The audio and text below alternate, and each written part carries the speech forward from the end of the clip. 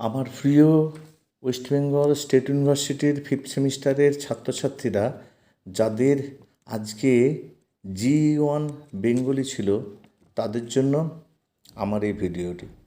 তোমরা নিশ্চয়ই পরীক্ষা দিয়ে খুব আনন্দ পেয়েছো, কারণ একেবারে হুবহু তোমাদের সাজেশন মিলে গেছে। বিশেষ করে যারা আমার সাজেশন ফলো করেছো তাদের তো পরীক্ষা খুব ভালো হওয়ারই কথা। আর এই ধরনের সাজেশান দেখে গেলে কার না ভালো লাগে বলো? বিশেষ করে যেহেতু সাজেশান ফেলিয়ার হয়ে গেলে সে ব্যর্থতার দায় আমাকে নিতে হয়, আর সেই সাজেশানটা হুবহু লাগানো, বিশেষ করে বাংলার ক্ষেত্রে ইতিহাস, পল সায়েন্স, এডুকেশন এগুলো বা ফিলোসফি বলো, এগুলো এক একটা প্রশ্ন দেয়া থাকে যে এই প্রশ্নগুলোর মধ্যে হবে, কিন্তু বাংলাতে সেরকম কোনো প্রশ্ন নেই। না রচনা, না চিঠি লেখা, না প্রতিবেদন, যেখান থেকে দিতে পারে, যেরকম ইচ্ছা তৈরি করে দিতে পারে। নির্দিষ্ট নেই যে এগুলো দেবে, তার মধ্যে এগুলো লাগানো। অনেক দেখবে যে অনেক তো ইউটিউবার কিংবা অনেক শিক্ষক বা অনেক প্রফেসর এরকম সাজেশান দিয়েছে, কিন্তু এরকম হুবহু তোমাকে প্রশ্ন লাগাতে পেরেছে কিনা আমার সন্দেহ আছে। তোমরা তো বলতে পারো যে স্যার আপনি নিজের ঢাক নিজে পিটাচ্ছেন। ব্যাপারটা তা নয়।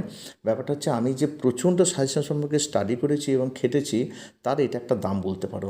অনেকে দেখবে যে এইচএসের পরীক্ষা দেওয়ার পর আমার সাজেশন হুবহু মিলে গেছে, কিন্তু দাগ নাম্বার ধরে ধরে আর প্রশ্নের সঙ্গে মিলিয়ে দেয়া, এটা কিন্তু অনেকে করে কিনা আমার সন্দেহ আছে। দেখো তোমাদের প্রশ্নের সঙ্গে আমার দাগ নাম্বারের তোমাদের প্রথমে এসছে যে ডেঙ্গু মুক্ত ভারত গড়তে একটি জনস্বার্থমূলক বিজ্ঞাপন রচনা করো।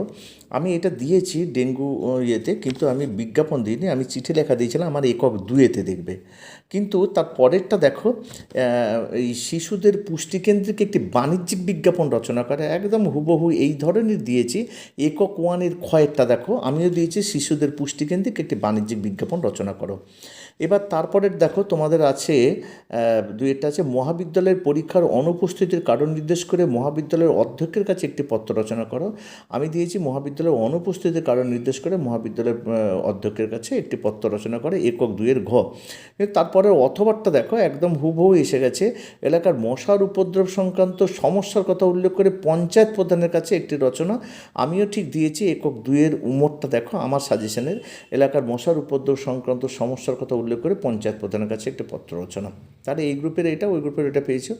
পরেরটা দেখো তোমাদের অথবা আছে যেটা 3-এ, যে শিশু শ্রম একটি সামাজিক ব্যাধি, এই বিষয়ে একজন সমাজতাত্ত্বিকের গুরুত্বপূর্ণ সাক্ষাৎকার। আমিও ঠিক দিয়েছি হুবহু এটাই, একক 3 তার কয়েকটা, শিশু শ্রম একটি সামাজিক ব্যাধি, এই বিষয়ে একজন সমাজবিজ্ঞানী সাক্ষাৎকার রচনা করো, ঠিক হুবহু এটাই দিয়েছি। এবার দেখো একটি প্রবন্ধ রচনা করো। প্রবন্ধ রচনা করো আমার দেখো এই গয়েরটা দিয়েছি সচেতনতার বিকাশে ছাত্র সমাজের ভূমিকা।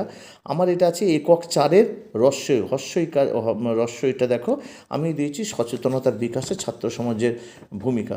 আর সব থেকে অবাক কী জানো, এই জলদূষণ এবং সভ্যতা সংকট, এটা আমি গতকাল ছাত্রছাত্রীদের ওরা বললো যে, আমি বললাম হ্যাঁ এটা ইম্পর্ট্যান্ট, এটা ফোন করে আমি ওদেরকে দিয়ে দিলাম, এই রচনাটাও আমি ওদেরকে পাঠিয়ে দিলাম। আমি বললাম অবশ্যই তোরা এটা করে যাবি, তোমাদের আর দেওয়ার আমি সুযোগ পাইনি, কিন্তু এটা এবারে ইম্পর্টেন্ট ছিল। এটা যেমন ছিল, আর একটা হচ্ছে করমণ্ডল ট্রেন দুর্ঘটনা, এই দুটোই কালকে আমি সন্ধ্যেবেলায় ওদিকে পাঠিয়েছি, ওরা দুটোই দেখা গেছে। তার সঙ্গে সচেতনতা বিকাশে ছাত্র সমাজের ভূমিকা, এটাও আমি পাঠিয়ে দিয়েছিলাম, এই 3টি।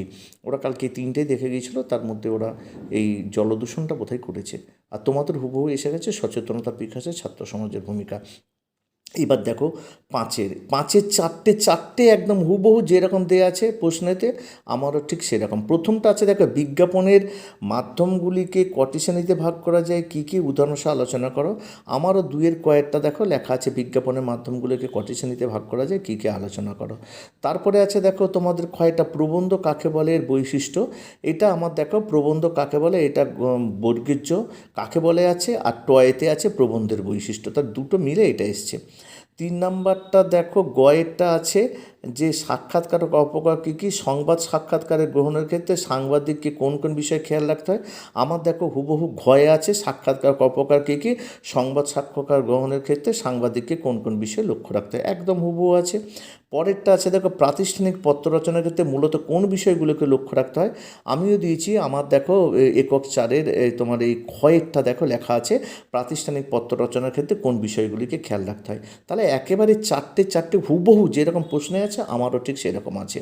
সুতরাং তোমরা কেউ বলতে পারবে না যে স্যার কোনো সাজেশন বাকি ছিল। আশা রাখি পরের পরীক্ষাগুলো তোমাদের ঠিক এইভাবেই আসবে, এইরকমই ভালো তোমরা পরীক্ষা দিতে পারবে। আর অবশ্যই আমি আরেকবার তোমাদেরকে অনুরোধ করব, তোমরা অবশ্যই চ্যানেলটিকে সাবস্ক্রাইব করবে, বন্ধুদের মধ্যে শেয়ার করবে, লাইক কমেন্ট তো করবে। আর আমি 6th সেমিস্টারের জন্য তোমাদের প্রস্তুতি খুব তাড়াতাড়ি শুরু করব, কারণ সময় যে এবারে যে এত অল্প সময় পাওয়া গিয়েছিলো, যার মধ্যে সত্যি তোমাদের উত্তরগুলো আমি দিতে পারলে খুব ভালো হতো, সময় পাইনি। আজ এই পর্যন্ত, আবার দেখা হবে পরবর্তী কোনো ভিডিওতে।